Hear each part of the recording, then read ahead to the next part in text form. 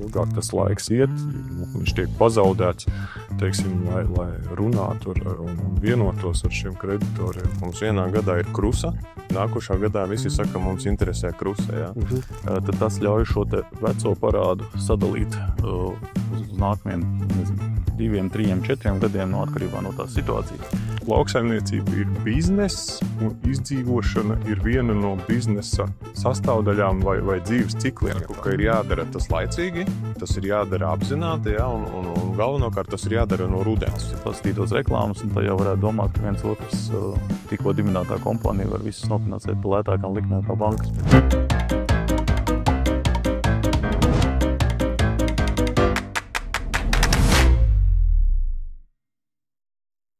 Labdien, cienījami skatītāji! Visiem sveiciens mūsu kārtējā podkastā. Šī podkasta sarunas galvenais temats ir finanses krīzes laikā, jā, un kas notiek, kad finanses satiekas ar lauksaimniekiem. Jā.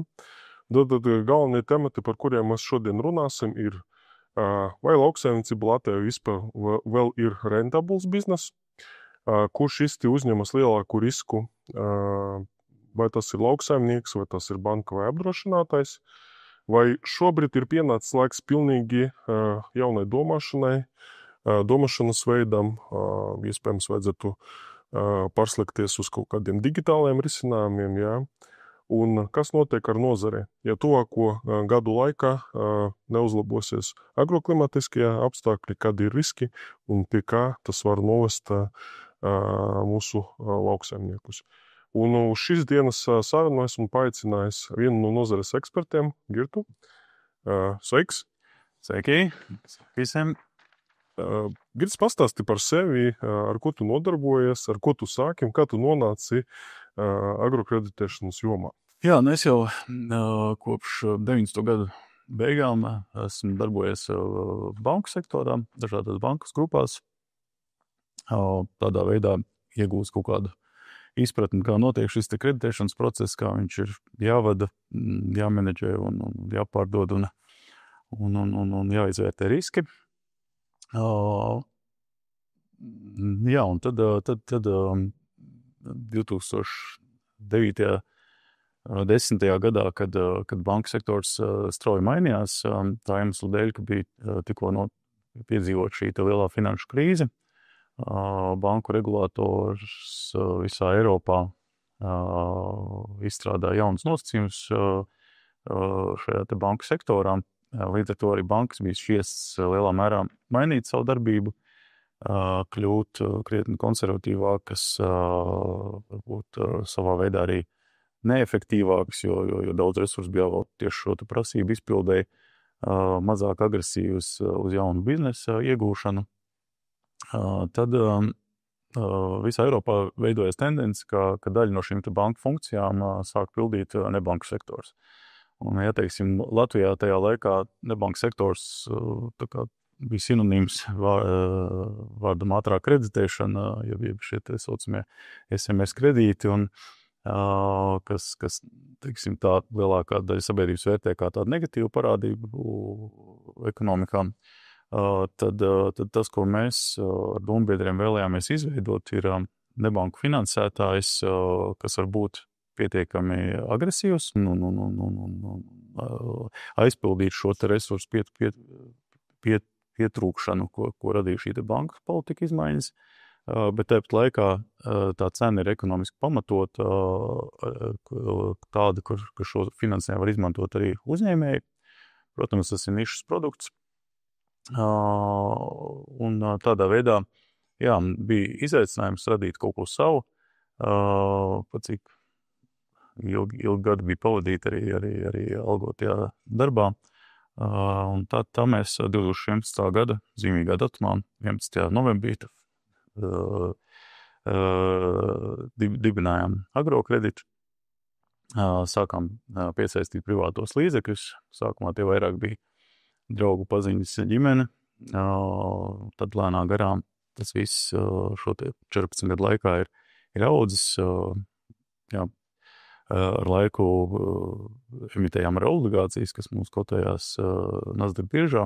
Šādā veidā piesaistījām līdzekļus, ko mēs pietiekami efektīvi, ātri, loģiski arī savā veidā varam novirzīt Latvijas lauksaimniecības sektorām dažādu tādu nišas produktu veidā, kur, protams, ir dārgāk nekā bankas produktu, bet ir situācijas ļoti bieži lauksaimniekiem, kur ir šis finansējums tieši kā reiz vispiemērotākais. Jā, un tad varbūt tās vēl pēdējais solis mūsu attīstībā notika pagājušā gada beigās, kad mēs ar otru līdzdibinātāju partneri pieņēmām lēmumu piesaistīt strateģisko investoru, un jau kopš pagājušā gada decembra mēs piesaistījām Signet banku arī kā strateģisko investoru, kurš tagad ir arī dalībnieks, un līdz ar to mums arī nodrošināts šis resurss, un tāpēc mēs arī esam ieinteresēti ar vien aktīvāk izvietot lauksaimniecības sektorām, protams, apzinoties šī brīža riskus un tā teikt, neskrienot ar pieru sienā, bet jebkurā gadījumā ilgtermiņā mēs redzam šo te nozaru kā tādu, kurā mēs vēlamies izvietot ar vien vairāk līdzekļus. Man tāds jautājums, teici, ka jūs nozarē esat jau 14 gadi, ja? Un ja mēs sākam vērtēt šo uzņēmumu no paša starta līdz šodienai, ja? Cik liels ir agrokredīts kopumā? Pirmo gadu mēs sākām portfels, ko mēs varējām nodrošināt, bija 700,000, kas, protams, priekš nozares vajadzībām ir, sauksim tā, ļoti nebūtisks cipars. Šobrīd mēs esam izauguši līdz 25 miljonu portfelim, bet, kā jau es minēju, kad līdz ar strateģiskā investora piesaisti mums diezgan agresīvi plāni šo portfeli arī audzēt. Nozare pārsvarā tad viss, kas saistīts ar un ap lauksaimniecību. Jā, mums 99% portfels ir tieši lauksaimniecībā, jā. Un kā vispār kopā un tu vērtē šī gada situāciju? Jo 14 gadi nozarē, es pieņemu, ka redzējuši dažādus gadus. Arī es sapratu, jums ticis tas gads, kad bija tie saucamie plūdi un lietavas, jā? Kā šis gads vispār tavā skatījumā izskatās? Jā, lauksaimniecības bizness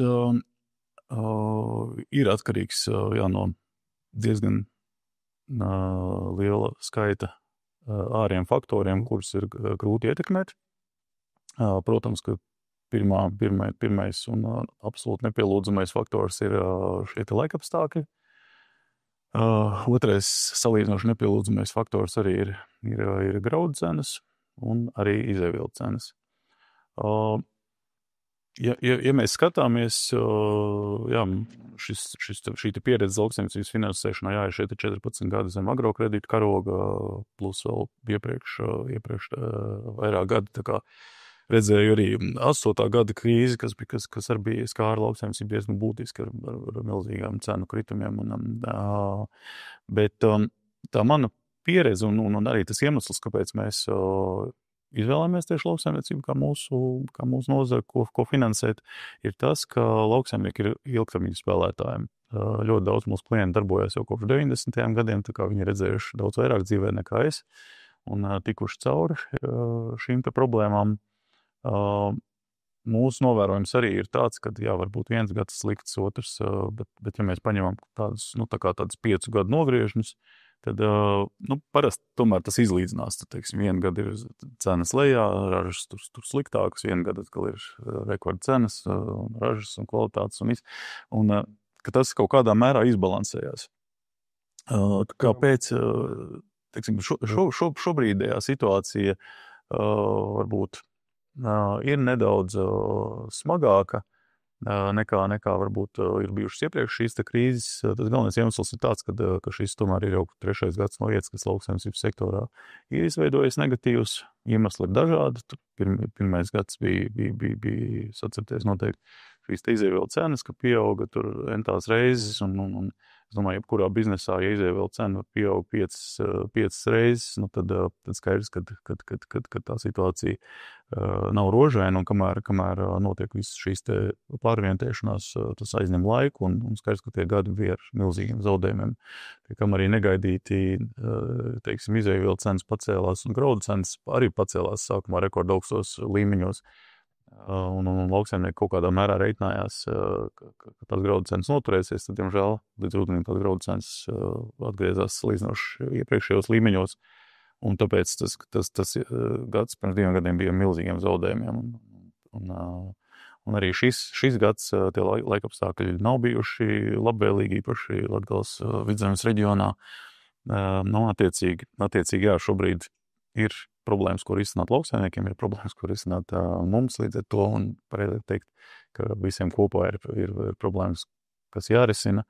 Tas, ko mēs arī uzsveram vienmēr, ka ļoti būtiski, lai tiešām visi nozarē iesaistītie kopā risina šīs te problēmas. Un kā tu kopā par vērtu lauksaimniecības sektora kredita spēju? Sakarā ar visiem šiem krīzes apstākļiem, ārkārtas situācijām un tā. Ir nauda, nerodas no gaisa, tur vajadzīgas izēvielas. Jā. Kredītspēju kopumā es vērtēju kā mainīgu. Ir augošā, tomēr vai tur ir kaut kāda stabilitāte? Nē, es teiktu, ka viņi ir mainīgi, jo teiksim, uz doto brīdi viņi noteikti ir salīdzinoši zemāki nekā viņi bija 1-3 gadus atpakaļ. Tas arī ir skaidrs. Kas ir būtiski, un ko visi finansētāji vienmēr arī cenšas uzsvērt, ka labajos gados jāveic šie te uzkrājumi. Un skaidrs, ka kad ja sakritīs visi apstākļi tā kā viņi tagad ir sakrituši, kad tur cenas ir lejā, kvalitāte ir lejā, ražība vidēji kaut kurā reģionā, kad tādā gadā, teiksim tā, kad ja izdodās izlīst pa nulēm, tad tas jau ir uzskatāms par salīdzinoši labu rezultātu. Iespējams, ka objektīvi pat ir kādā gadā jāpiedzīvo šie te zaudējumi. Bet, kā jūs minēja, ja mēs pieņemam tomēr, ka tas 5 gadu nogrieznis ir tā kā stabils, ja, tad tie saimnieki, kas tā kā domā uz priekšu un veic pārdomāt šo finanšu vadību arī, viņi tomēr tajos labajos gados varbūt nenopērk kādu jaunu džipu mašīnu vai sievai jaunu kažoku, bet noliek arī kaut kādu rezervu ar domu, ka tomēr tie nākamie gadi var būt sliktāk. Un tas ir ļoti, ļoti būtiski.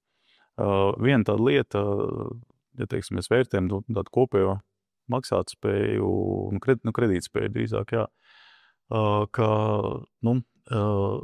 daudziem lauksaimniekiem tāds diezgan liels buferis ir izveidojies tas, ka tie, kas jau saimnieko no 90. gadiem, ka viņi savā laikā šīs te zemes varēja nopirkt par salīdzinoši ļoti lētu naudu. Līdz ar to šo te zemju vērtība ir kāpusi entās reizes, ja mēs salīdzinām ar kaut kādu 90. gadu cenu līmeni. Un tas ko arī dara, un tas ir tas, kas arī palīdz tikt cauri šobrīd krīzē lielai daļai, tas ir tas, ka šīs te zemes tiek izmantotas, lai nodrošinātu aizņēmumus un šo te naudu dabūtu garāku. Ja? Jo teiksim, zemnieks ir aizņēmies noteiktus apgrozāmos līdzekļus konkrētai sezonai, tad parasti tas apjoms ir ar domu, ka, ja sezona būs normāla, viņš viņus varēs atdot, un viņam paliks vēl pāri kaut kas pašam. Bet, ja tā sezona gadās katastrofāli, tad sanāk tā, ka viņš nevar atdot. Sezonas beigās viņš nevar atdot šo te, bet viņam jau jāņem atkal apgrozāmie līdzekļi, lai varētu veikt visus darbus nākamajai sezonai. Izvērtēt šos faktorus, ārkārtas situācijas, sausums, lietus, tā tālāk, vai ir audzis pieprasījums pēc šī veida finansējuma? Jā, protams, ka grūtos laikos pieprasījums pēc finansējuma vienmēr auga. Pirmkārtām auga pēc šīs te restruktūrizācijas, bet jā, tas, ko es sāku teikt, kas ir labi, ka šo restruktūrizāciju bieži vien var veikt, jo skaidrs, ka, ja teiksim, paliek šī te aste, kā nozarē mēdz saukt, no iepriekšējā gada, tad nav saprātīgi viņu sagaidīt, ka viņš nākamā sezonas laikā varēs atmaksāt gan iepriekšējā gada saistības, gan arī nākamā gads apgrozāmos līdzekļus. Un šiem iemeslu dēļ, ja ir šie te nodrošinājumi, tad tas ļauj šo te veco parādu sadalīt uz nākamajiem 2, 3, 4 gadiem atkarībā no tās situācijas. Un tādā veidā arī izlīdzināt šo te naudas plūsmu un saglabāt būtībā šo te iespēju veikt šos te kredītu maksājumus. Jo pretējā gadījumā, ja visu šo te pagarina tikai uz gadu, tad ļoti sagaidāms, ka pēc gada atkal tā situācija būs tieši tāda pati, jo viņš tajā gadā būs jau 2 sezonas. Varētu sanākt, ka sniega būs efekts, vai ne? Jā, viņš, protams, un tur ir vajadzīgs kaut kāds super gads, rekordražas, rekordcenas, lai tiešām vienā sezonā varētu atmaksāt 2 sezonu apgrozāmos līdzekļus. Kā ir ar konsultācijām, vai jūs iestādē pievērš uzmanību, teiksim, adekvātai konsultācijai, kad arī pasaka zemniekam, kas īsti varbūt viņam ir nepieciešams. Un mēs zinām, ka zemnieks lauks parastais, jā, bieži vien skaita, bet kādreiz ar lielām grūtībām. Jā. Kā vispār, kad ir tavi novērojumi un kā notiek vispār tā komunikācija? Mūsu uzņēmumā, jā, tā ir tā pievienotā vērtība, ko mēs dodam arī, ka mēs ne tikai, teiksim, tā pliki kā pa konvejeru, ienāk klienta pieteikums, un mēs viņu apstrādājam un pasakam jā vai nē, bet bieži vien, nevis bieži vien, bet praktiski vienmēr, mēs izvērtējam kopējo klienta situāciju, saprotam, kādas ir tās viņa saistības, saprotam, kāda ir viņa sējuma, kādas ir sagaidāmi ienākumi vidēji, un izejot no tām, mēs mēģinām vienmēr arī noprojicēt šo te naudas plūsmu un ieteikt kaut kādu finanšu risinājumu tādu, kas teiksim, ir realistisks tai naudas plūsmai. Jo tas, kas mums ļoti patīk, ir tad, kad, ja klientam ir problēmas, mēs apsēžamies pie galda, nesākās kaut kādas tās slēpšanās un tās strausa politikas, kas dažkārt arī, diemžēl, nozarē novērojams. Jo tādā veidā risinājumu nevar atrast. Mēs esam šeit ar absolūti ilgtermiņu domāšanu. Mēs saprotam, jā, 1-2 gadi var būt slikti, var būt problēmas un viss, bet kurš saimnieks, kurš runā, kurš domā, kurš plāno, mēs viņu sēžamies pie galda, mēs bieži vien pieaicinām arī kādu citu kreditoru, kas bieži vien ir, teiksim, piegādātājs, saliekam kopīgi saliekam šo te programmu, piegādātāji varbūt no savas puses saliek šo te mēslošanas un ķīmijas pielietošanas programmu, mēs no savas puses saliekam pretī naudas plūsmu un saprotam, kādi ir tie finanšu risinājumi, lai viņš realistiski varētu izstūrēt. Un tad ir tas, kas mums ļoti patīk, protams, jā, ja mēs šādi vienojamies, mēs saliekam šo te programmu, un tad mēs strādājam pie šīs te programmas. Jā. Ja mēs vērtējam kopumā nozari kā tādu, jā, tu pieminēsi ilgtermiņa domāšana, plānošana, vai kredīti iestādes gadījumā nav palikuši tādas tā kā piesardzīgākas, tieši runāja par lauksaimniecības sektoru? Un kā vispār notiek tagad ar to risku izvērtēšanu, jā? Jo arī lauksaimnieku vidu klist tādas tā kā ne runas, bet, protams, katram ir sava sapīte uz sirds, arī saistībā ar šo situāciju tirgu, kad bankas mums neusticās. Vai tā īsti ir? Varbūt vari padalīties ar savu pieredzi. Jā, šeit droši vien ir jānodala atsevišķi banku sektors un pārējie kreditētāji, kā mēs, piemēram, nebanku kreditētāji. Ar banku sektoru ir tā, ka bankām šāda situācija ir salīdzinoši neērta arī dēļ tā, ko es minēju, ka ir šīs regulātoru prasības. Un tas ir vairāk iemeslu dēļ. Tāpēc, ka numur 1 ir tas, ka ja nāk klienti masveidīgi prasīt šo te restruktūrizāciju, bankām viņi ir jāpārklasificē kā šie te restruktūrizētie kredīti, kas viņām arī rada konsekvences. Tas ir, viņiem jāveic lielāku uzkrājumu, līdz ar to tā vienkāršot izsakoties bankām šī te nauda, ko viņi novirž šiem te restruktūrizētiem kredītiem, viņi objektīvi viņi dārgāk. Un šiem iemeslu dēļ bankas, protams, ka nav priecīgs par šiem restruktūrizētiem kredītiem un absolūti loģiski vienkārši tie spēles noteikumi ir radīts nozarē tādi. Tas jau nav tāpēc, ka bankas ir sliktas vai nesaprot, ko dara. Vienkārši spēles noteikumus regulators radīs tādus, ka restruktūrizēt kredītus tas bankām ir neizdevīgi. Un bankas cenšas, lai viņiem restruktūrizētie kredīti nav. Es esmu redzējis nozarē pat tādas absurdas situācijas, jā, ka banka pat gatavs atteikties no par labu citai bankai, piemēram, no tāda kredīta, kurš ir bijis absolūti normāls klients, normāli maksāt nespēja, bet tieši tā iemesla dēļ, ka kādā gadā viņš ir nepieciešams bijis viņu restruktūrizēt, vai kā tagad iespējams kāds klients, kur jārestruktūrizē 3. gadu no vietas, šāds klients bankām kļūst vienkārši dārgs, objektīvi. Tas viens. Otra lieta, Jā, bankām arī šo uzkrājumu līmeni ietekmē tas, kā tiek novērtēta nozare. Ja nozarē ir izsludināts ārkārtējais stāvoklis, tad bankas ir automātiski spiestas šī sektora klientiem veikt papildus uzkrājumus, kas atkal ir finansiāli neizdevīgi.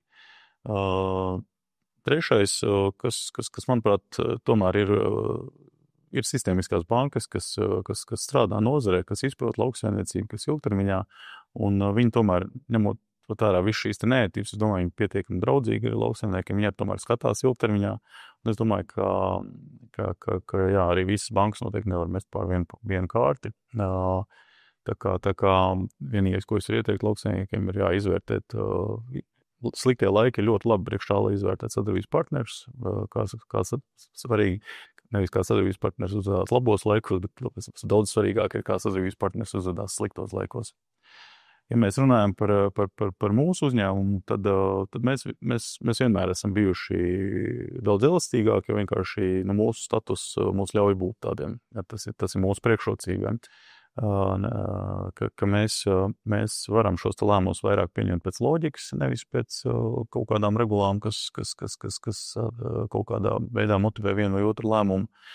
Un mēs tiešām vienalga, vai ir izsludināta ārkārtējā situācija vai nav. Es teiktu, 14 gadu laikā, domāju, nevar neviens lauksaimnieks par mums sūdzēties, kur mēs esam bijuši šausmīgi agresīvi un prasījuši kaut ko atmaksāt vai tiesējušies vai kā. No otras puses, atkal, teiksim, tāds akmens atkal varbūt tāds lauksaimnieku dārziņā ir šī nerunāšana. Ja? Un tā ir lielākā problēma, ar ko mēs saskaramies mūsu darbībā, ja? Ka mēs redzam pat risinājumu. Mēs viņu vietā jau faktiski redzam šo risinājumu, bet mēs viņu nevaram sazvanīt, mēs viņu 2 mēnešus nevaram sazvanīt un izstāstīt vienkārši, kad pārslēdzam to līgumu, tev kur ir nodrošinājums, tev kur ir, tu nevarēji to atmaksāt reāli, ja?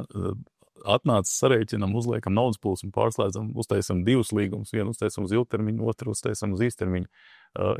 Mēs to nevaram izdarīt, jo vienkārši viņi nevar sazvanīt. Un pēc tam mēs arī runājam ar tiem klientiem, kāpēc tā? Un ir tāds, tā ir tāda ļoti interesanta psiholoģija īstenībā, kad jā, ko te es teikšu, man viss slikti, man jau nav ko teikt, bet nekad jau nav tik slikti.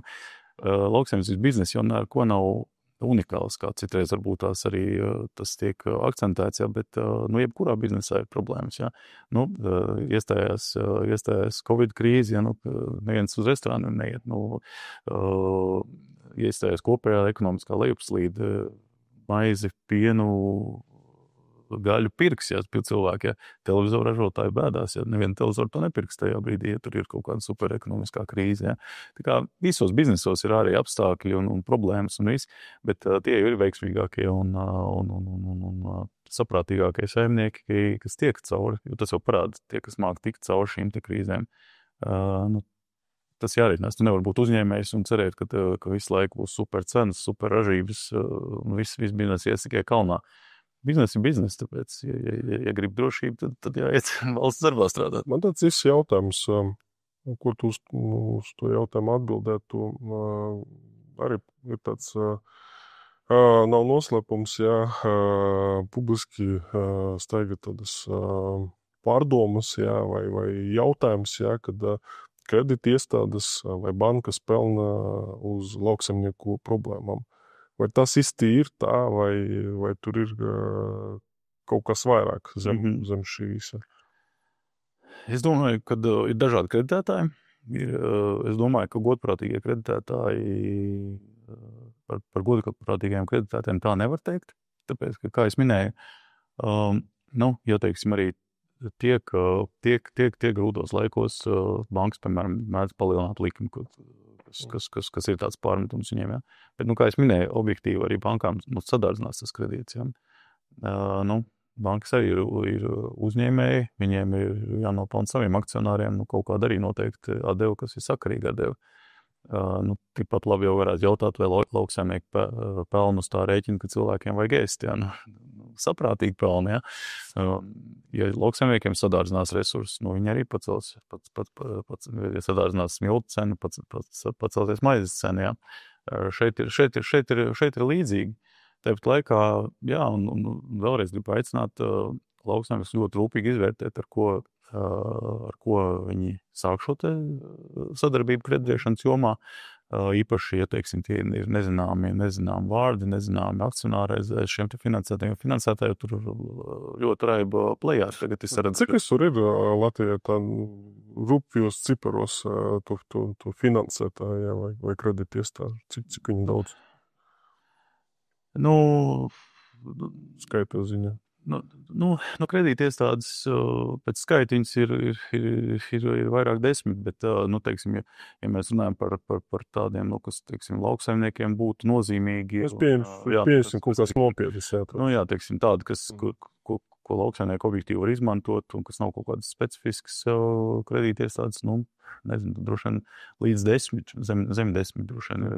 Tehniski varētu būt arī kaut kādi ap 10% no kopējā skaita, bet droši vien viņu pārvaldībā tas finanses ir varētu būt svarīgā daļa. Jā, noteikti. Un kurā vietā jūs esat? Nē, mēs neesam pie kredītiestādēm, mēs savukārt esam nebanku. Un par nebanku sektoru, jā, tur ir parādījušies arī spēlētāji, ļoti sakarīgi spēlētāji arī, kas arī finansē uzņēmējus, kas arī mēģina tuvoties mūsu cenu līmenim. Un tā kā es nesaku, ka visi bez mums ir slikti, jā. Noteikti nē. Bet tāpat laikā šajā nebanku sektorā ir ļoti, ļoti jāuzmanās, jo šeit tomēr mēs redzam, ka parādās ar vien vairāk arī tādi, teiksim, vidēji un apšaubāmas reputācijas spēlētāji. Mēs redzam jau tos zemnieks, kas nāk pie mums un prasa refinansēties kaut kādā brīdī, un tad tajā brīdī, kad jārefinansējas, tad izrādās, ka viņam līgumā ir iekļaut tur tādu punktu, ka viņam tur jādod puskapitāls, lai vispār varētu refinansēties, un viņš ir sasiets, un tas kredīts izrādies dārgs, jo tā reklāma spožā ir tur reklamējas, ka viņam tur ir 0,1%, piemēram, ja, bet izrādās, ka 0,1% ir nevis. Jālasa arī visi smalkie cipariņi, vai ne? Jā, tas ir pats būtiskākais, jā, jo tās reklāmas ir pastītos reklāmas, un tā jau varētu domāt, ka viens otrs tikko dibinātā kompānija var visus nofinansēt pa lētākām likmēm kā bankas, bet tā jā, tas nav tā kā nedrīkst uzķerties uz šiem.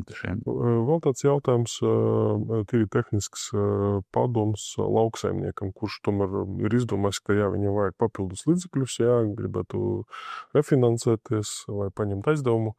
Kur viņš var redzēt šo informāciju par to saucamu melno sārakstu, varbūt ir kaut kur tas nopublicēts vai es nezinu, jāgriežas pie speciālistiem? Redzi, cik vispār tā informācija ir pieejama? Ko nozīmē melnais saraksts? Ja? Katrs jau dara to savu uzņēmējdarbību. Viņš jau nedara neko pretlikumīgi. Ja, viņš ir uztaisījis spožu reklāmu, kas liekas pievilcīgi, ja?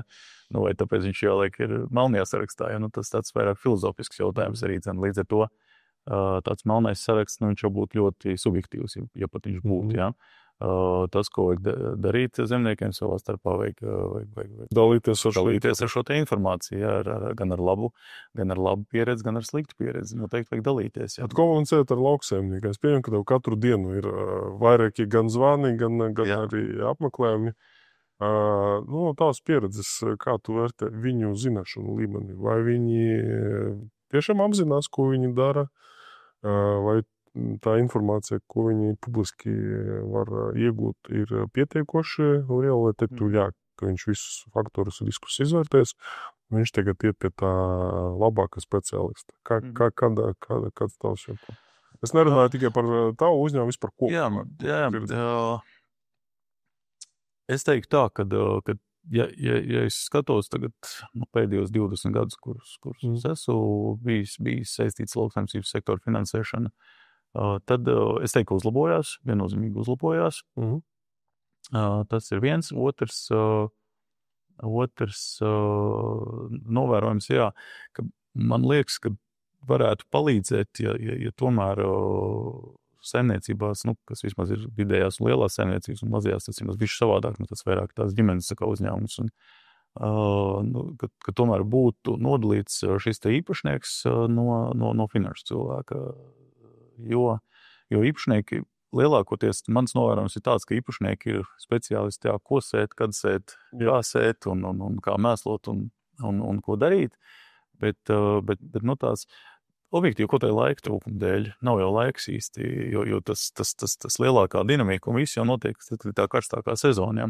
Un tajā brīdī vēl paspēt arī saprast naudas plūsmām, ja? Ja, teiksim, paņemam to laika posmu kaut kāds tur maijas līdz oktobrs, ja? No tajā posmā, ja tas lauksaimnieks, saimnieks jau parasti pats pilnīgi ar tiem lauku darbiem nodarbināts, ja? Un tās visu laiku mainās vienam, ja? Un tur jāsako līdzi arī, kas notiek ar cenām biržā, ja? Kas notiek pieņemšanas punktos, kur vest, kur nevest, kādas kvalitātes, tas izjūt no tā, tas viss ir jāmenedžē, un ja, teiksim, viņš ir tā kā cilvēks orķestrs, kas atbilst gan par visu ražošanas procesu, gan arī par šim ar finansēm saistītajām lietām, ja? Tad tas varbūt tās. Un lielākā daļai ir grāmatvežiem, bet viņi nav tā kā finanšu vadības. Tas, ko es varētu ieteikt, ja, ka tiem grāmatvežiem kaut kā elementāras finanšu vadības funkcijas uzlikt, apmācīt to kompetenci un uzlikt. Es domāju, ka tas ir iespējams, ka tas nav nekas, tur nav speciāli cilvēks pat jāņem, bet vienkārši šo te grāmatu būtu tās apmācīt, padarīt mazliet kvalificētāk. Tiešām to finanšu funkciju var paņemt arī. Šo es domāju, ka var arī visādas tālmācības skolās un nekur. Jā. Tas jau nav nekas tik sarežģīts, ja, bet tas vienkārši, kam ir jāvēlt laiks, tur jāņem vienalga, vai tas ir Excelī vai uz papīra lapas, bet vienkārši visu laiku seko tā, cena mums ir šitāda, saistības mums ir šādas, kā mēs te to izturējam un pat, kad redz, ka kaut ko nevar izturēt laicīgi, jo kamēr vēl nav kavējumi, kamēr vēl nav iekļuvuši kaut kādos tur banku melnajos sarakstos, viss saulaicīgi jau teikt tā, es redzu cenu tādu, man tādas saistības, lauks izskatās šitā, šitien es redzu, ka mums, teiksim, saprast jau kaut kādā jūlija beigās, saprast, kad oktobra beigās maksājumu mēs nevarēsim veikt, nevis saprast 15. novembrī, kad oktobra maksājumu mēs nevarējām veikt. Pareizi arī saka, kad naudai patīk, kad viņu skaitā, laiks ir nauda, zemniekam laika vienmēr pietrūkst un jāmāk deleģēt. Es domāju, ka uz šīs nots mēs varam arī beigt šo sarunu. Paldies par tavu viedokli un informāciju, ko paudi. Paldies, ko uzaicinājāt, jā. Un jācer, ka nākamais gads lauksaimniekiem būs vieglāks un spēs ātrāk atkopties, jo mums visiem rūp gan ne tikai fiziskā veselība mūsu lauksaimniekiem, bet arī ekonomiskā veselība kopumā nozarei. Paldies tev par šo sarunu un tiekamies droši vien. Es ceru, ka man nenaksies, ka zemniekam nāk pie tevis. Jā, bet es ceru, ka mēs tiksimies kādos no taviem iespējams semināriem vai uz kādam tikšanām. Noteikti, jā. Paldies. Labi, paldies. Turpinot mūsu šodienas podcastu, esmu paaicinājis mūsu studijā Karli, mūsu finanšu direktoru. Karli, lūdzu, pastāsti par sevi un kā tu nonāci šajā uzņēmumā un ko tu īsti dari šeit? Jā, sveiks, Mihāl, paldies par uzaicinājumu. Nonācu klasiskā veidā, pieteicos darbā jau 10 gadus atpakaļ. Tālajā 2015. gadā, kad Linas Agro meklēja finanšu analītiķi un atzina mani par labu esam, tā teikt, un kopš tā laika strādāju tātad Linas Agro. Jau 3. gadu gan kā finanšu vadītājs, tā teikt, atbildi par visām lietām, kas ir saistīts ar uzskaiti, kontroli, naudas plūsmām un tādām lietām. Strādāt šajā nozarē vairākus gadus, jā? Kā vispār pēc šī gada rezultātiem tu vērtē finanšu veselību lauksaimniecību kopumā? Jā, nav noslēpums, kad tie aizved, ne tikai aizvedītais, bet jau faktiski 3 gadi pēc kārtas ir tādi, kur tie rezultāti droši vien ir vājāki nekā cerēts un nereti pat ļoti bēdīgi. Ja, un īpaši arī šajā pēdējā gadā. Es varbūt mazāk varu komentēt par lauksaimniecību ietver arī augkopību varbūt un gaļas nozares, ja, un piena, kas varbūt ir jau cits segments. ne tie klienti, ar kuriem tieši ikdienā Linas Agro strādā vai pārsvarā strādā, bet, augkopībā,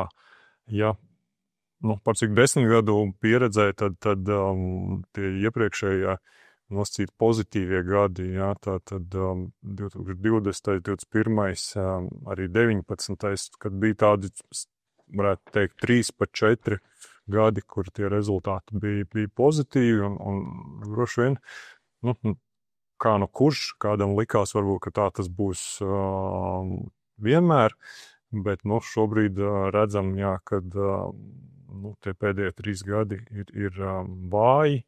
Un te parādās tas, cik kurš ir gatavs, teiksim, tikt pāri šīm grūtībām, cik kurš ir bijis sagatavots, varbūt domājis uz priekšu, kad tie apstākļi mainās. Un kā mēs redzam, viņi ne tikai klimatiskie apstākļi, varbūt, par ko mēs arī vairāk pieskarsimies, bet arī citas lietas, kas ikdienā ietekmē katru lauksaimnieku darbu. Un, protams, ietekmē to rezultātu, kas tad ir gada beigās tajā bilancē redzams. Un, ja mēs runājam par riskiem, pēdējie 3 gadi atsevišķas saimniecības bija diezgan sarežģītas. Iespējams, ka daļai no lauksaimniekiem būs ļoti grūti atkopties. Vai viņi ir kļuvuši piesardzīgāki? Vispār, ja mēs vērtējam kopumā to apdomīgumu, kā viņi terē to naudu, un kur viņi investē. Droši vien, kad teiksim, tā situācija nav tik viennozīmīga un arī no klientu, teiksim, tāda kopējā loka skatoties, droši vien ir kādam, kuram tas rezultāts noteikti nav tāds, kā bija gaidīts, bet varbūt arī nav tik slikts, kā atkal tiem, kam, varbūt neizdevās novākt visu ražu, kam jau bija kādi parādi no iepriekšējām sezonām. Un šeit, protams, par piesardzību runājot, tu jautā, ja nav tās naudas, ko tērēt, tad tur arī, tur vienkārši viņas nav. Tad, protams, pārsvarā investīcijas varētu veikt aizņemoties kaut ko, bet ja tev ir jādod iepriekšējie parādi, tad arī aizņemties ir grūti. Tā kā, noteikti, ka tāds investīcija optimisms vai vēlme investēt, paplašināties ir samazinājusies, tīri objektīvi tajā brīdī, kad ir jādomā par to, kā dzēst vecās saistības, ko darīt tālāk, tad tādi drosme spērt tādus investīcijas soļus noteikti ir mazāk. No otras puses, atkal, es gribētu teikt, ka šī situācija tiem lauksaimniekiem, kas ir tādā stabilā finanšu situācijā, noteikti ir pateicīgi, lai šādas investīcijas veiktu. Protams, galvenais resurss ir zeme. Zemi, protams, gribētos pirkt tad, kad ir nauda, bet viņi nevienmēr ir pieejami. Un nereti tā zeme kļūst pieejama tirgū tieši šādās situācijās, kad ir tādas grūtības, kad kāds cits apstākļu spiests ir tātad pieņem šo lēmumu, vai nomāt, iznomāt, vai pat pārdot. Un tad ir labi, kad ir tā iespēja šo investīciju veikt, jo, protams, tā teikt, nevienmēr tad brīdī, kad tu esi gatavs to darīt un jūties stabils, tev ir pieejams šis resurs, un tāpēc ir labi, ka arī šādās situācijās uz tā kopējā fona varbūt tu esi nostrādājis pārdomātāk arī iepriekš un tādā ilgākā termiņā, līdz ar to tu esi gatavs arī investēt. Tas, ko varbūt es vēl varu noraksturot, tu sākumā jautāju par šo tādu kopējo finanšu veselību.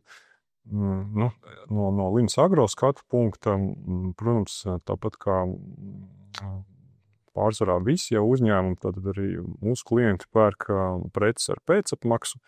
Tātad visi gada garumā iegādājās un rudenī norēķinās. Tātad pirms kulšanas sezonas, jūlijas sākumā, mums bija gandrīz 1600 tātad klienti, kuriem bija lielākas vai mazākas saistības uz rudeni. Ja? Kas šobrīd jau ir iestājies. Ja?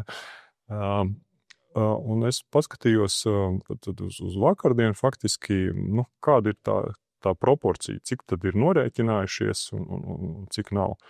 Tīri, lai saprastu varbūt tādu negluži vidējo temperatūru, jā, jo, protams, ka tiem, kam nereti, kam tiešām ir slikti, tad tos arī vairāk dzird, un tiem, kam ir labi, tie parasti paklusē, tad viņi, teiksim, nelielās, jā, bet brīžam varbūt ir grūti uztvert to faktisko reālo situāciju. Lūk, un tad ar šī klientu skaita pilnībā norēķinājušies, vai ir palikusi tāda neliela astīte, un par nelielu astīti es pieņēmu, ka tie ir tātad 10% no tās saistības summas, kas bija, tātad ne vairāk par 10%. Tad 65% klientu savas saistības pret mums ir noseguši. Savukārt tad tai otrā galā, kur varbūt kur nav izdarīts nekas, vai ir nosegti mazāk par 10% no šīm saistībām, tur ir 12% klienti. Jā, un tad 65 plus 12, tas ir 77%, un tad tie 23% ir kaut kur pa vidu, tātad vai jau varbūt kaut kas maz palicis, varbūt vairāk, bet es domāju, ka šis diezgan labi parāda to, kad, jā, lielākā daļa klientu, teiksim, absolūti lielākā daļa klientu ir spējuši norēķināties.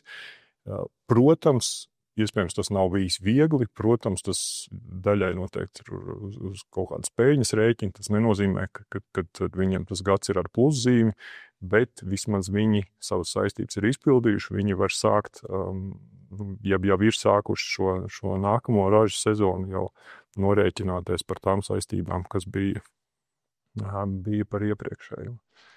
Protams, un salīdzinājumam, protams, ka tādā vidējā gadā šis procents ir augstāks ar tiem klientiem, kas norēķinās pilnībā šajā sezonas daļā, bet, protams, tie apstākļi, kādi viņi ir bijuši, tad arī mēs strādājam ar katru klientu individuāli un meklējam to risinājumu, kā tad mēs varam šo sakārtot. Tu teici, ka situācija saistībā ar saistību nokārtošanu, jā, tad ir uzlabojusies salīdzinot ar iepriekšējā gadu, jā. Bet man tāds jautājums, kādas ir galvenās izmaksu pozīcijas, jā, kas uz dotu brīdi rada šo spiedienu, jā, un varbūt tā kā izvērtot to saucamo klientu loku, jā, tu redzi kaut kādas tendences, jā, kas viens puses dažiem palīdz izvairīties, teiksim, no tam liekajām izmaksām un saistībām, jā, un kas no otras puses gremdē to saimnieku. Kur ir tas lielākais spiediens šeit? Te es tev precizēšu, tad tas norēķinu procents ir zemāks, protams, šajā sezonā nekā iepriekš.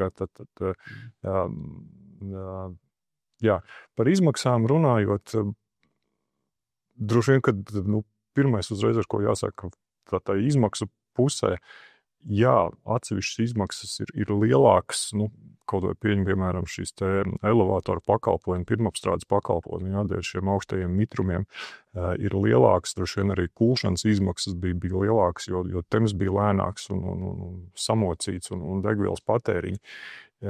Bet tā lielākā problēma, manuprāt, jau ir tā ienākuma sadaļā, jā, jo tur šī nepateicīgā situācija ar šo biržas cenu un zemo kvalitāti tieši kviešiem, tur šis samazinājums ir būtiski lielāks nekā šis izmaksu pieaugums. Ja? Līdz ar to tas iztrūkums veidojās tajā, kad šī ienākuma sadaļa ir samazinājusies un droši vien nereti arī zem šīs pašizmaksas, kas katram klientam ir.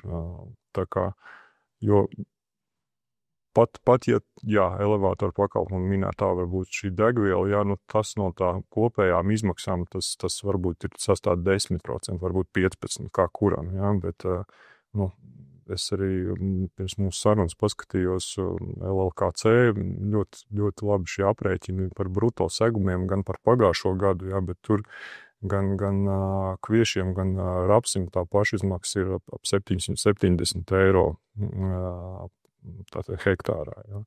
Nu, tad jā, pirmapstrāde būs dārgāka, bet jebkuram tas nav visas pārējās pozīcijas, vairāk vai mazāk tomēr ir tajā pašā līmenī, nav kaut kādi palielinājumi, ne minerālmēslos, ne energoresursos. Jā, protams, inflācija dara savu, bet tas atbildot uz to, ka tā problēma ir tais ienākumu sadaļā.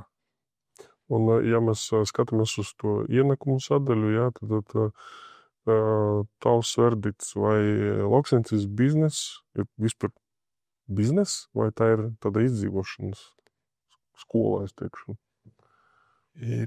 Zini, kā man liekas, ja lauksaimniecība ir bizness un izdzīvošana ir viena no biznesa sastāvdaļām vai dzīves cikliem, ja tā var teikt. Katram biznesam ir izaugsmes periods, ir varbūt kaut kāds dominējošs stāvoklis un ir brīži, kad ir jācīnās par izdzīvošanu. Tas, ko es gribu teikt, ja kāds lauksaimniecību, teiksim, nodarbojas tīri hobiju pēc, tad viņam droši vien viņš gūst to ienākumu citā veidā un nemēr to naudā. Varbūt viņam ir svarīgi saglabāt tradīcijas un turpināt kopt to savu zemes gabalu, un viņš gūst gandarījumu no tā, ka tur viss ir apstrādāts, un tas nav biznesa. Un tajā gadījumā viņš droši vien to neuztver par izdzīvošanu, jo viņam ir svarīgi citi faktori. Attiecīgi, kā jau es teicu, jā, ir tīri normāli, kad ne tikai lauksaimniecībā, droši vien visās nozarēs ir atsevišķi uzņēmumi, vairāk vai mazāk, kas kaut kādā brīdī cīnās par izdzīvošanu. Tur var, protams, analizēt, tas pats fakts, protams, nenoliedzami, ka lauksaimniecībā šī ārējā apstākļu ietekme ir tik liela, kad tie var nospēlēt, un protams, arī šajos aizvadītajos gados tieši ir nospēlējuši to lomu, ka tas ir noved pie tās izdzīvošanas. No otras puses, protams, ir kaut kādas lietas, ko viens vai otrs saimnieks ir izdarījis labāk, kaut kādā veidā audzējis šo noturību, apzināti vai varbūt ir veikmīga apstākļu sakartība. Ja, kā mēs zinām, šie ķēžu kombaini bija nenovērtējumi šogad. Ja, kaut kādas iespējas pašiem, savas pirmapstrādes iespējas kaut nelielas, palīdzēja samazināt šīs izmaksas, investīcijas meliorācijā dārgi, bet ja mēs liekam tai vienādojumā iekšā, tad iespējams, ka tas ir tā vērts. Tā kā, jā, tas viennozīmīgi ir bizness, un kurā... Jautājums, cik nopietni tu pie tā biznesa turies? Jā, cik tu esi gatavs tai izdzīvošanas cīņai, kas noteikti daļai šobrīd ir, bet tas ir tā jebkurā biznesā. Un te es nedomāju, ka ir varbūt tāda situācija, ka tīri objektīvi nav iespējams šeit izdzīvot. Es domāju, ka ir iespējams to darīt. Tas, ka katrs pie šī izaicinājuma pienāca citādā situācijā. Ja. Kāds, kā jau es teicu, šajos iepriekšējos nosacīt labajos gados bija varbūt ļoti strauji audzis, investējis, nepaturot prātā to, ka tie apstākļi mainīsies. Kādam šis spilvens bija lielāks, ja, un kādam ir vieglāk tikt ar to galā. Valstī ir izsludināta ārkārtas situācija lauksaimniecībā. Bet kā tev, kā finansistam, vispār šis iedziens un tas atbalsts lauksaimniekiem liekas ir ietekmējis kaut ko, vai tas ir kaut ko devis tam pašam zemniekam pie sarunām par pārfinansēšanu, kreditēšanu tā tālāk? Ja tā godīgi jāsaka, visdrīzāk jau tas laikam ir, manuprāt, vairāk tāds saugļa līmenī. It kā novērtējot to situācijas smagumu un šis stāvoklis tika izsludināts, no otras puses tas jau automātiski tomēr nekādu tādu reālu palīdzību katrai individuālai saimniecībai nedod. Ja. Tur tāpat tātad svarīgākais ir tas, ko katrs klients tātad pirmkārt jau redz pats, cik viņš izprot to savu situāciju, kas ir tā konkrētā situācija, kādas ir tās saistības, ja, ko ar viņām var darīt, un tālāk jau tad iet pie attiecīgā kreditora un runāt un vienoties. Varbūt, ka tīri no kreditora puses, tādi, kas varbūt nav tieši iesaistīti tik tieši šajā lauksaimniecības nozarē un varbūt mazāk izprot, jā, ka šie riski un apstākļi tiešām ir tik ietekmējoši, jā. Tur tad viņiem tas palīdz vairāk saprast, jā, ka tas ir nopietni un šeit nav ka viens vai otrs vai šie 5 klienti atnākuši tikai tāpēc, ka tā ir varbūt kaut kāda viņu neizdarība vai kaut kas tam līdzīgs, bet ka tā situācija tiešām ir nopietna un tas tiek atzīts tā kā no valsts puses. Par valsts atbalstu vai par šīm subsīdijām runājot, protams, tur jāmēģina sabalansēt, teiksim, kā palīdzēt tiešām tiem, kam tas ir vajadzīgs. Diemžēl, laikam jau mums tas valsts aparāts vēl to varētu pamācīties, kā to izdarīt labāk. Nevis nereti ir tā, ka kaut kāda nauda ir, tad viņi tiek visiem izsmērēt, tā teikt, plānā, bet vienādā kārtā. Un tad tiem, kam tas īsti varbūt nav vajadzīgs, tie ir priecīgi, un tiem, kam tas ir vajadzīgs, tiem ar to īsti nepietiek. Tā kā, tas, protams, varbūt nav arī tik vienkārši izdarāms, bet domāju, ka izdarīt to var, vai vismaz censties to izdarīt labāk. Naudas droši vien nekad nebūs pietiekami, vairāk, protams, ir jādomā katram pašam. Kā jau es teicu, ja tā situācija tiešām ir tik smaga, tad kā no viņas tikt ārā, jāskatās, kas, kā jau es minēju, par saistībām no kreditoriem, ar kuru var sarunāt, kaut ko atlikt, pārcelt, kas ir īpašumu pusē, teiksim, aktīvu pusē, vai tur ir kaut kas, ko var vēl ieķīlāt, lai varbūt kādus papildu līdzekļus saņemtu, vai sliktākā gadījumā pārdot varbūt, ja tiešām tas brīdis ir pienācis, kad ir būt vai nebūt jautājums, ja, tad arī tas, tā teikt, mazliet samazināties, atgūt tādu kontroli par savu saimniecību, un pēc tam atkal pakāpeniski iet uz priekšu, arī tas ir variants. Kā tu kopumā vērtē zemnieku sadarbību ar kredītiestādēm, bankām saistību par finansējumu? Grūti teikt par bankām. Cik tie komentāri, protams, ir dzirdēti, jā, kad ir grūti vai jā, tur ir šis process garš un apgrūtinošs bet ir arī kaut kāds alternatīvi nebanku iespējas, kur tas ir vieglāk. Tad, protams, droši vien ir cenas jautājums. Jā, tev kaut kas ir vieglāk, bet tas maksā dārgāk. Tur es aicinātu tomēr katru izvērtēt. Jā, droši vien, kad interesantāk un patīkamāk ir noteikti stūrēt kombainu, jā, varbūt ne šajā sezonā, bet stūrēt kombainu, redzēt, kā tie graudi birst un sēt un sekot līdz visam, kas notiek uz lauka.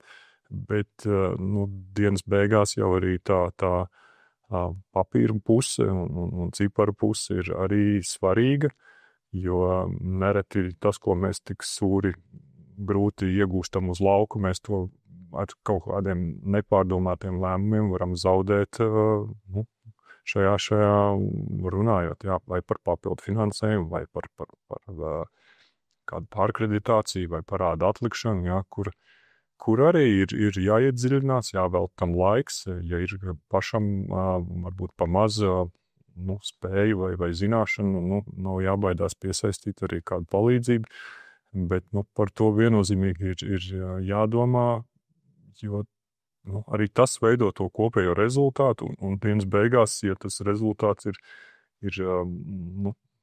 tāds ļoti, ļoti mazs, kā saka, labā gadā jau neviens savus kļūdas nemeklē, neanalizē, bet noteikti arī tur varēja izdarīt kaut ko labāk. Savukārt, kad šī situācija, šis gads ir bijis tik smags, tad noteikti tas, ko vajag darīt, un vismaz kādu pozitīvu lietu paņemt, ir saprast, kas ir tas, ko es varēju varbūt izdarīt savādāk, kas ir tas, kurā brīdī šie lēmumi veidoja to rezultātu tāds, kāds viņš ir tagad. Tā teikt, kaut ko iemācīties arī no šī te. Jā, bija ārēji apstākļi, kurus neviens nevar tieši ietekmēt, bet arī teiksim, tomēr tās mūsu katra paša darbības, katra saimnieka darbības ietekmē šo rezultātu, un tad paņemt līdz to, kas bija tas, ko es būtu varējis izdarīt savādāk, kāpēc es pieņēmu tieši tādu lēmumu, nevis savādāk, un nākotnē tad izmantot to, lai atkal pie šādām situācijām, protams, divu vienādu situāciju nav, bet tomēr pieņemtu labākus lēmumus. Burtiski šodien no rīta, skatoties, skrolējot Facebooku, redzēju vienu tādu ierakstu no Zemkopības ministrijas, ka viņi plānojot papildus atbalstu lauksaimniekiem, tas ir domāts mazajām saimniecībām ar apgrozījumu līdz 200,000 eiro. Pirmais jautājums, kā tu vispār vērtē, tad ir 200,000, vai tā ir tiešām maza saimniecība, Labi, līdz tur ir diezgan plašs tas diapazons. Un otrs, kā tu vērtē nākotnes iespējami to koncentrāciju tam lauksaimniecības biznesam, kur viņš tā kā varētu koncentrēties. Vai tas būs lielākas saimniecības, kas notiks ar mazajām saimniecībām, vai viņiem tā nākotnē ir spilgta? Jā, liela 200,000, tad tā ļoti vidēji tas būtu 200 hektāru droši vien saimniecība šeit Zemgales reģionā un varbūt citos reģionos maķinīt vairāk, lai tas 200,000 būtu, ja mēs runājam par augkopības atkal saimniecībām. Jā. Es grūti komentēt par citām nozarēm.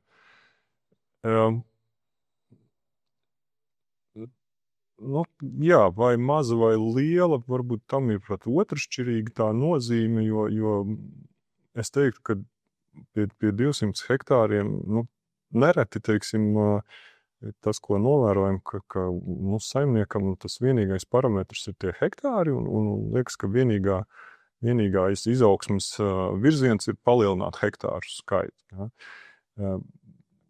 Kas, protams, ir no vienas puses taisnība, no otras puses droši vien ir vesela virkne, kā šo saimniekošanu arī samērā nelielā saimniecībā, varbūt, lai tie būtu tie paši 200 hektāri, kā to padarīt efektīvāku, kā no tā katra hektāra gūt maksimālu atdevi, un noteikti spēt uzturēt savu ģimeni. Jā. Protams, katram tie mērķi varbūt savādāki. Kāds tiešām grib saimniekot ar vērienu, un to mēs arī redzam, kad ir arī krietni lielākas saimniecības. Un par šo koncentrāciju runājot, tā jau ir, teiksim, nenoliedzama realitāte jau kopš Latvijas neatkarības atgūšanas. Jā, šie statistika uzrāda, ka šo saimniecību skaits samazinās un vidējā platība palielinās. Jā. Tā kā tas process ir droši vien, ka nenovēršams un turpināsies uz priekšu, straujāk vai lēnāk. Noteikti, ka šis gads un aizvedītie gadi šo procesu tikai pātrina, ja tā var teikt, jo, visdrīzāk šīm arī lielām saimniecībām ir problēmas, protams, bet tur, tātad, ja viņi ir spējuši augt un attīstīties, acīm redzot, viņi dara lietas savā veidā, varbūt mazliet labāk, jā, tur varbūt dažādas, protams, situācijas. Ir mums arī saimniecības, kur ir ārvalstu, teiksim, kapitāls, kur ir varbūt citi apstākļi, kāpēc viņas ir lielākas vai jau radušās lielas nekā varbūt vienkārši izaugušas. Tā kā tā koncentrācija turpināsies, un no otras puses, es domāju, ka arī nav pamata, lai arī maza vai vidēja izmēra saimniecība varētu pastāvēt. Nav pamata, lai varētu nepastāvēt, teiksim tā precīzāk. Kad Pie nosacījuma, ka viņi māk skaitīt. Pie nosacījumiem, ka viņi efektīvi izmanto šo savu platību. Tas ir ne tikai, protams, kā jau es iepriekš atgriežoties, ne tikai šajā agronomiskajā, teiksim, plaknē, bet arī finanšu lēmumi, viss pārējais, kur tur nav nepārdomātas investīcijas, ir atbilstošas jaudas, ir atbilstoši, un tam līdzīgi. Jo, kā teikt, netiek varbūt pareizi vai efektīvi pārvaldīt neliela saimniecība, tad tas fakts, ka viņa būs lielāka, tikai radīs lielākas problēmas un potenciāli lielākas zaudējumus. Jo tātad, tas nekļūs vieglāk, tā teikt. Tur ir jāiemācās strādāt, tā teikt, droši vien ar to, kas ir, un tad var pakāpeniski tiekties uz kaut ko vairāk. Tev kā finansistam jautājums, kāds ir tavs praktiskais padoms uz šo dienu lauksaimniekam? Kā viņam būtu jāpievērš uzmanību? Droši vien visiem vienu nevarēšu iedot. Te mazliet jau pieskāros par tiem, kam šī situācija un šī sezona ir tiešām smaga un šobrīd ir tāda grūta situācija, kā norēķināties, ko darīt tālāk. Tur, kā jau es minēju, ir neviens no malas neatnāks un nepateiks katram, ko tad darīt, vai tieši konkrētajā situācijā. Un arī vai mums vai kādam citam vai citu kreditoriem, neatkarīgi banka vai kas tas ir, tad viņa grib redzēt, ka tas saimnieks vai klients pats ir saprot, kas ir viņa šī brīža situācija, un ir kaut kāda plāns vismaz vai kā minimums vēlme to risināt. Sliktākais, ko var tiešām darīt, ir ignorēt vai izlikties, ka nekas jau nav noticis, gan jau viss pats atrisināsies. Tā tas, diemžēl, nenotiek, un jo ilgāk tas laiks iet, viņš tiek pazaudēts, teiksim, lai runātu un vienotos ar šiem kreditoriem. Tā kā tas, pirmkārt, ir savukārt tiem, kam varbūt, kā jau sākumā teicu, varbūt nav tādu, kam šī gada rezultāts atbilst tam, kas bija gaidīts, bet no otras puses arī varbūt nav pamata tur tādam izmisumam,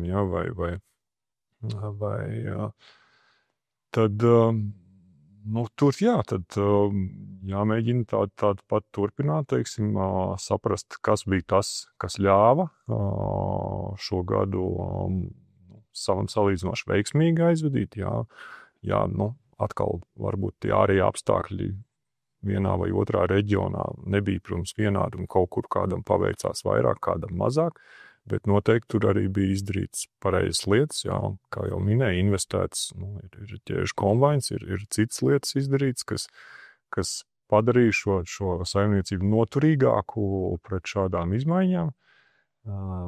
Tad tas pats arī jāturpina, jāmēģina atrast atkal citi jauni veidi, kā padarīt efektīvāk to saimniekošanu.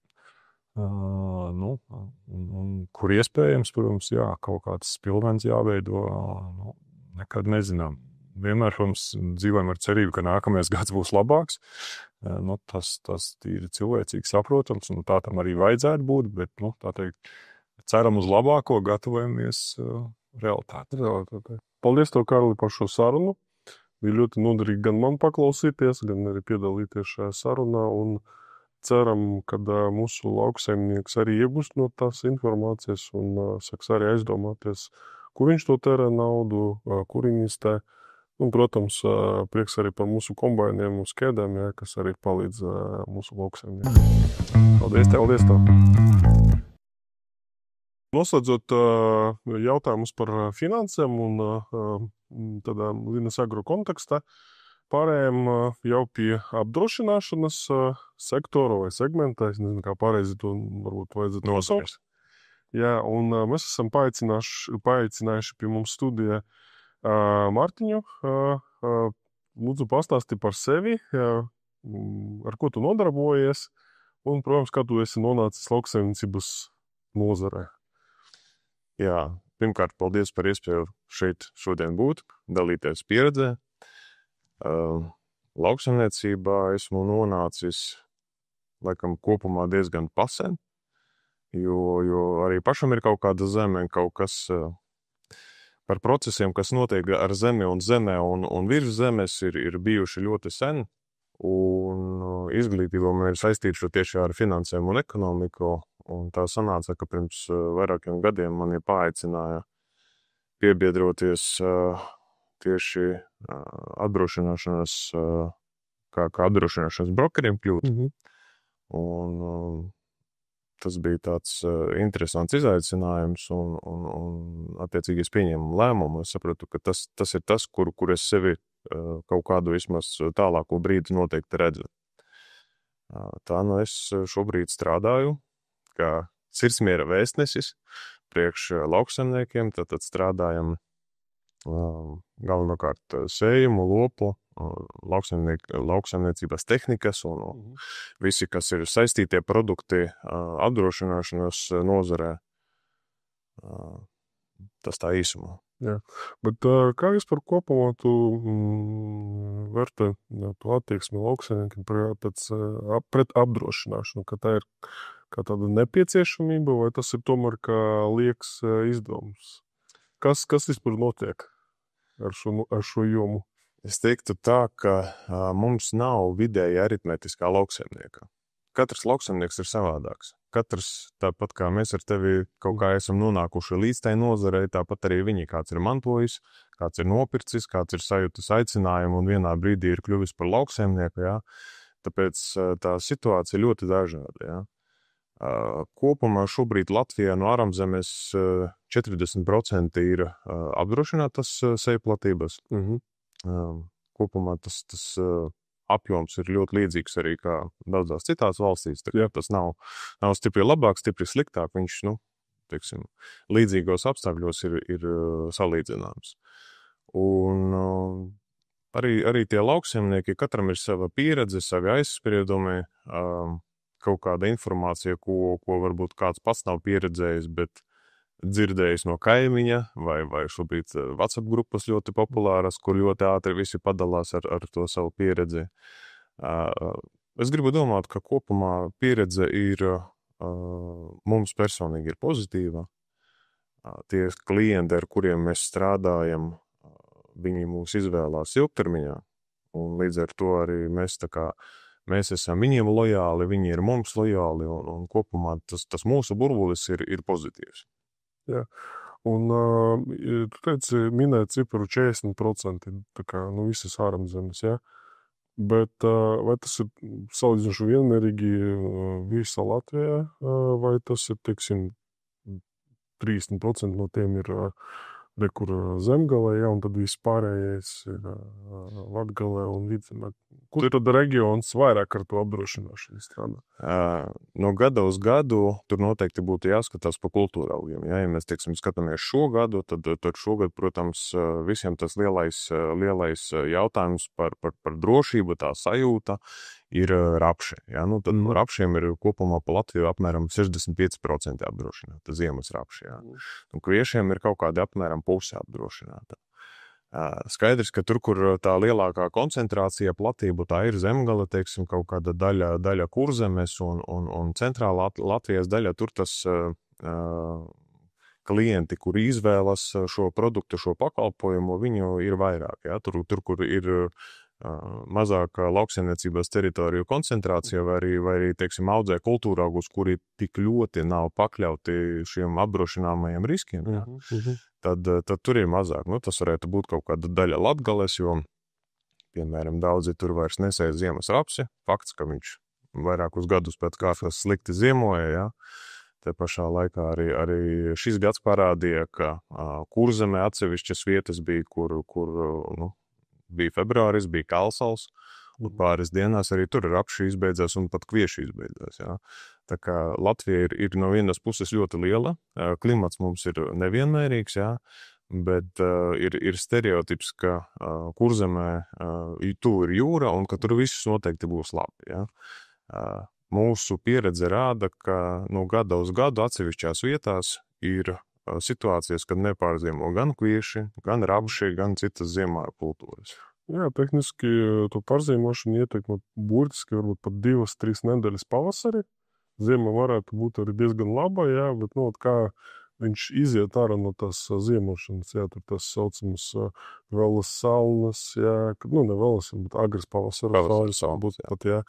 Kad, teiksim, sniega segas tur blīvums un dziļums un tā tālāk, tas arī var ietekmēt. Tur faktori ir ļoti daudz. Man tāds galvenais jautājums ir, kādi ir tie populārākie apdrošināšanas produkti, ko vispār zemnieks izvēlās? Jā. Neteiksim par visiem, jā, teiksim, varianti, bet tāds top 3 varbūt, ko zemnieks mīl apdrošināt, jā, un kur ir tas galvenais? Es teiktu, ka mums katrs gads nes jaunus izaicinājumus un jaunu pieredzi. Ja? Mums vienā gadā ir krusa, nākošā gadā visi saka, mums interesē krusa. Ja? Vienā gadā kaut kādā Latvijas daļā nepārziemo ziemāji, ja? Tad visi saka, ok, mums arī ziemāji interesē. Ļoti, ļoti aktuāli. Ja? Teiksim, 2 pēdējos gados arī veldres faktors bija. Ja? Un uzrunājot, teiksim, arī klientus, teiksim, par to pašu ziemošanu, jā, es viņiem zvanu uz Kurzemi, piemēram, jā, saku, tā un tā, viņi saka, nē, tā kā visi forši. Tad pienāk janvāris, februāris, ir kailsals, sneiga nav, jo, pie jūras sniegs arī mēdz nebūt, un tad ir februāris un zvanām, saka, paklau, varbūt tomēr vajadzēja, varbūt kaut ko varam. Post faktum. Jā. Un kā jūs uz šo... Nekā. Tas vilciens ir aizgājis. Tieši tāpēc es saku, ka ir jādara tas laicīgi, tas ir jādara apzināti, jā, un galvenokārt tas ir jādara no rudens, jo rudens darbi ir izdarīti, jā. Šobrīd neviens vairs nesēja. Ir iespēja apsēsties, salikt optimālu modeli, kas interesē, ko vajag, ko nevajag, un galvenais, lai tas strādā. Lai pats klients ir apmierināts un lai viņam visu to gadu, jo lauksaimniecības ražošanās process ilgs no rudens līdz nākamā rudenim, un attiecīgi tam klientam to gadu vajag to sirdsmieru, ka viss būs kārtībā, ka uzņemoties saistības arī, teiksim, vai tās ir finansiālās, vai tās ir investīcijas, vai tas ir graudu cenas fiksēšana, ka viņš šīs saistības spēs izpildīt. Un apdrošināšana ne tikai teorijā, bet arī praksē palīdz to visu sakārtot. Tad tehniski, ja es gribu tagad kaut ko apdrošināt, teiksim, uz pārziemošanu, teiksim, pret tiem savu nopretiem postiem, tad man tas būtu jādara tagad. Jā. Šobrīd sezona ir pašā... Kad ir tāds deadlines, jā, kad vajadzētu pieņemt? Parasti tas ir novembra vidus, ir atsevišķi gadījumi, pat arī skatījos, bija ielikta ziņa, ka 2002. gadā šajos datumos jau bija bieza sniega sega, jā? Jā. Jo 6 laikam vai vairāk. Jā, un līdz ar to agronomiem, kas ir mūsu eksperti, viņiem ir jābrauc lauki, ir jāpieņem tas viss, ir jākonstatē, ka tiešām tur tie rapši ir iesēti, jā, ka viņi ir atbilstošā kondīcijā, jā, vai viņi ir pa mazu vai pa lielu, viņiem ir jāiepazīstās ar situāciju uz lauka. Līdz ar to šobrīd, es teiktu, līdz novembra vidum ir pēdējais laiks to izdarīt. Pie tam ir jāsaprot, ka pērkot ziemas riskus klāt nāk arī vasaras riski. Ne tikai pārziemošana, ne tikai, teiksim, kaut kāda meža zvēru postījumi ziemas periodā, bet arī krusa, vētra, lietavas, veldre, tas viss nāk komplektā, jā. Un tāpēc ir klienti, kuri, piemēram, viņiem ir aktuāls ziemas risks, viņi nopērk ziemas polisi, un tad viņi zvana pavasarī, saka, paklāvēs, tikko nofiksēju graudu cenu. Nu, kā man tur ar tiem vasaras riskiem, jo tagad, kā ir uzņemtas saistības, tas rapsis ir jāpiegādā vai kvieši attiecīgajā kvalitātē, un viņi saka, nu, kas man ar to vasaru? Un tad ir, nu, tā kā forša sajūta, ka mēs varam pateikt, nē, viss kārtībā. Turpiniet to, kas tev izdodas. Jā, tad, principā, paņem visu paketi, jā, un, principā, visu gadu galva nesāp.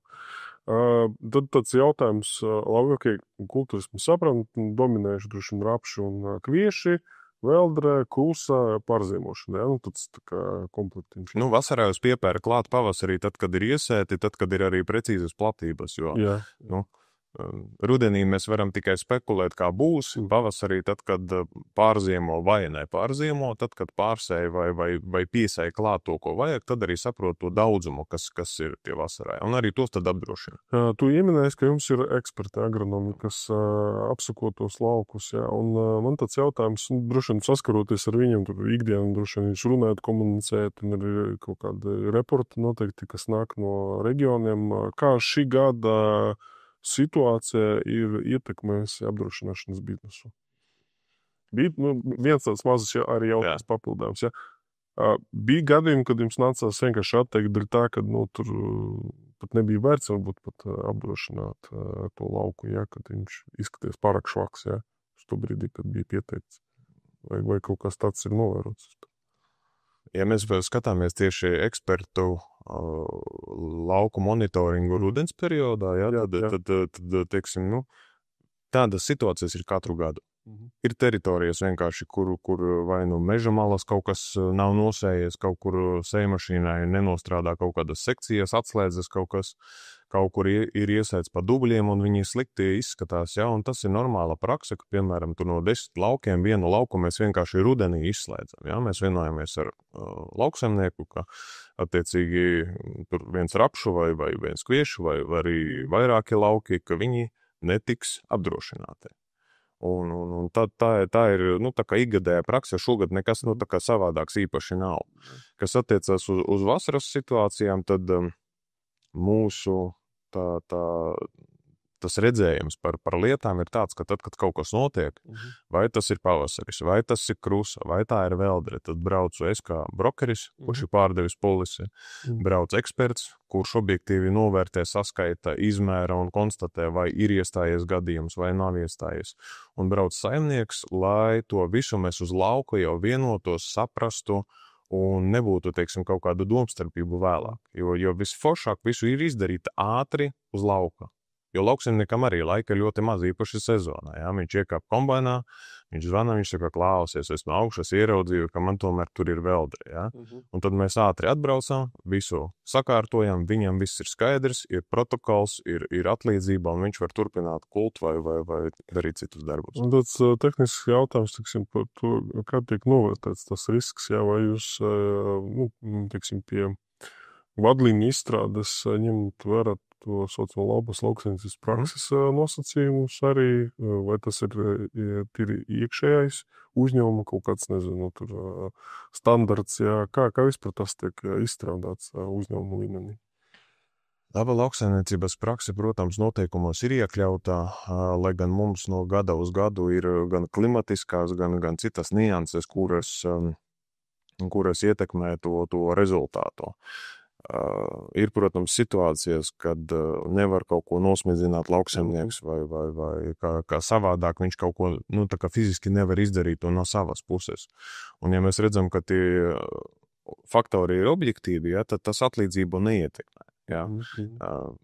Tā kā mēs skatāmies uz to, ka lauksaimnieks no savas puses visu dara pēc labākās sirdsapziņas, un arī mēs tās atlīdzības kārtojam godīgi saskaņā ar līgumu. Tāpēc, nu, īpaši, teiksim, tādu ļaunprātību un kaut kādas spekulācijas, nu, tas ir ārkārtīgi reti. Mēs zinām savus klientus, teiksim, mēs pazīstam, mēs saprotam to viņu pieredzi un apstākļus, teiksim, nu, šogad daudzi nav iesējuši ziemas rapsi. Nu, tas ir normāli. Es aprunājos ar pašiem saimniekiem, viņi saka, jā, nu, nepaspējām vai nevarējām, jo augsne, teiksim, vai kalendārs jau bija pagājis uz priekšu. Līdz ar to viņi iedot zemē atpūsties vai iesteik kādu starpkultūru, un tad, attiecīgi, nākošā sezonā sagatavo visu, lai to varētu arī laicīgi izdarīt. Jā. Teiksim, arī tā kā vērtējot uz lauka jau konkrētus apstākļus, teiksim, tur krusas tie bojājumi, ja, pieņemsim, tur ir standarts, ja, kā atšķiras starp apdrošinājumu, tad jūs esat pētījuši to tirgu, ja, vai viņam tie kriteriji visiem ir vienādi, vai tas tiek regulēts kaut kādā veidā, vai tur katram ir kaut kas savas adaptācijas vai nianses. Kā tas vispār izskatās? Es teiktu, ka nosacījumi ir līdzīgi, bet vienādi viņi nekad nevar būt, jo pirmkārt, strādā arī dažādi cilvēki. Vienmēr ir arī tas cilvēciskais faktors visā tajā, jā. Līdz ar to mēs esam ar kaut kādu vienu risku segumu, citi ir ar citu, un katram klientam viņš izvēlas to, kas viņam ir piemērotākais. Līdz ar to tās cenas arī, tas tirgus līmenis, viņš ir līdzīgs, bet vienmēr būs, jo vairāk risku, jo viņi dārgāk maksā. Par velti neviens risku segumu nedāvina, tas ir jāsaprot, jā.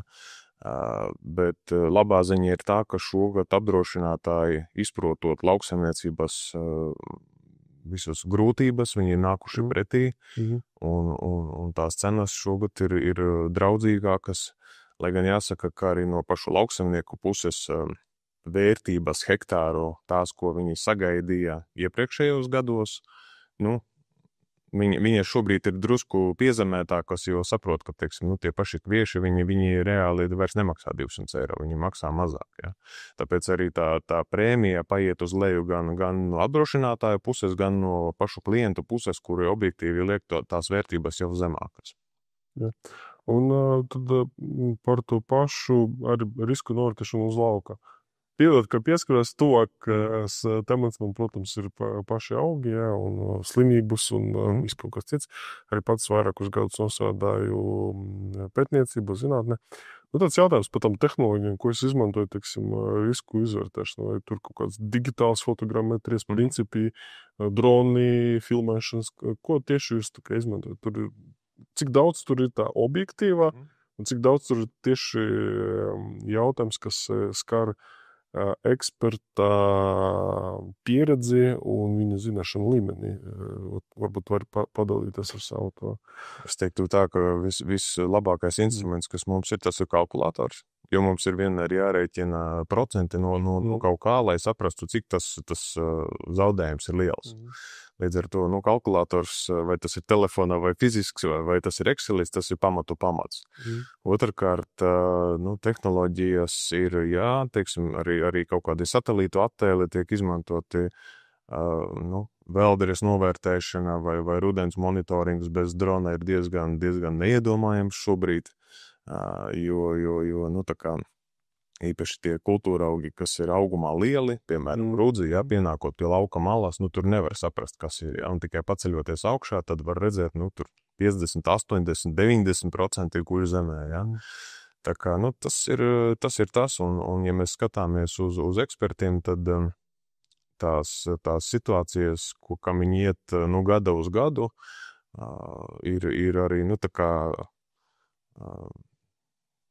teiksim, cēlušos to kvalifikāciju, to viņu viedokli, un tāpēc arī es saku, ka mēs uz lauka esot kopā ar klientu, ar ekspertu, paņemam, saskaitam, paņemam kalkulātoru, izdalām, sakam, tur ir, nav, kāpēc nav, aizējām citā vietā, teiksim, saskaņā ar metodiku, protams, tas viss. Jā, runājot par to metodiku, ir lietas, ko var, tiešām vizuāli novērtēt, jā, tas ir saskaitīt augus, tas, kas ir tehniski metriski nomērams, jā, tas ir, teiksim, augu skaits uz kvadrātmetru, cik ir izkrituši graudiņi no vārpiņas, jā, to var izdarīt. Jā. Man ir cits jautājums, pa veldri. Teiksim, kā jūs nosakat, ka tie ir 60%, 40% vai 30%? To var darīt, tātad var arī izmantot to pašu dronu, palaist, viņš noskenē lauku un viņš uzreiz iedod tā kā proporciju, cik ir guļošs, jā, un cik ir stāvoši kultūra augi, jā. Kādas programmas jūs lietojat tam? Tur eksperti uz to strādā. Mēs paši esam vienkārši kā cilvēki, kas ir pa vidu starp ekspertu, kas ir apdrošinātāju pārstāvis un starp klientu, lai visiem viss ir skaidrs un saprotams. Tas ir viņu kompetencē. Un otrkārt, protams, arī tīri mehāniski, ja tā vēldere ir vienlaidus, tad, protams, var paņemt kartē, iezīmēt un tad jau no kopējā blokā izrēķināt procentuāli uz tā paša kalkulātora. Okay.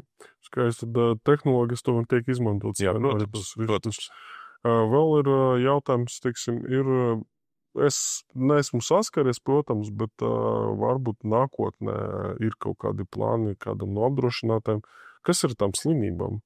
Vai ir opcija vispār kaut ko apdrošināt pret noteiktu slimību? Pieņemsim kvieši, septerioze, ja? Viņa ir viens no tiem faktoriem, vai dzeltenplānkumainība, ja? Kas būtiski samazina ražu. Cilvēks ir nopircis augu aizsardzības līdzekļu, viņš viņu ir godīgi izlietojis, to var redzēt tagad visos, gan Ladā, gan Geoface'ā, tas parādās tas, jā. Protams, ar nosacījumu, ka tas pareizi viss tur tiek ierakstīts, jā. Bet var gadīties daļa kodiem laika apstākļiem, vēl kaut kā tas produkts nenostrādā, jā. Cilvēka gadījumā, ja viņš paņem tableti, iedzer un viņam nepalīdz tikt vaļā no tās slimības, jā, var izvērtēt, tā kā iemeslus, jā, un kā ir ar to? Vai nākotnē mēs varam gaidīt, kad tie apdrošināšanas aģentūras aizies vēl nākamo soli un sāks vērtēt, teiksim, slimības uz lauka un arī pret tiem gadījumiem apdrošināt? Es teikšu tā, ka apdrošināšanas produkts tieši lauksaimniecībām viņš pilnveidojas visu laiku. Līdz ar to apdrošinātāji ir ieinteresēti piedāvāt plašāku risku segumu, lai palielinātu šo tirgus apceri, cik klienti ir. Un vai tas būs slimības, vai tas būs kaut kādi ražas potenciāla apdrošināšana vai biržas cenas apdrošināšana, tas viss ir jāskatās kaut kādā ilgtermiņā, ja, kuri apdrošinātāji būs to gatavi darīt un kā to visu vēlāk noregulēt, jo ir jāsaprot, ka mēs, protams, varam apdrošināt un gaidīt, ka tagad viss pats notiks. Bet lauksaimniekam no savas puses ir tas auga aizsardzības līdzeklis jānopērk, optimālos termiņos jāizmanto, ja, un jautājums, vai arī tiešām to var noregulēt jautājumu tādā veidā, ka viņš tiešām no savas puses visu ir izdarījis. Varbūt tomēr nav izdarījis. Un tāpēc, kamēr nav skaidra metodika, kā kārtot atlīdzības, līdz tam brīdim ir grūti ieviest kaut kādus jaunus produktus. Jo ideja ir ļoti daudz. Jautājums, kā to visu sakārtot, lai klients notic un lai saņem godīgu atlīdzību. Ja vien nav kaut kāds noteikts servis, kas nodrošina, teiksim, noteiktu auga aizsardzības pasākumu.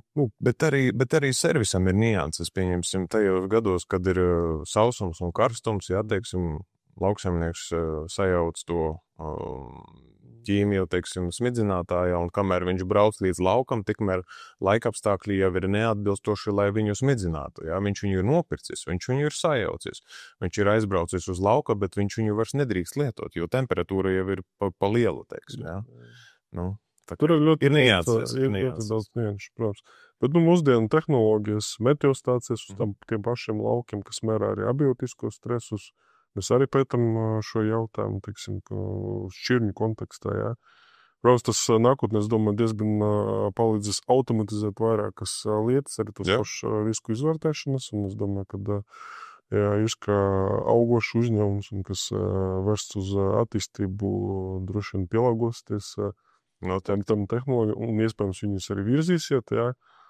Man tāds standarta jautājums, kā visiem tiem, kas nāk uz mūsu podkastiem, kā tu redzi šo nozari, tomēr lauksaimniecību un tādā apdrošināšanas kontekstā nākamajās 5-10 gados?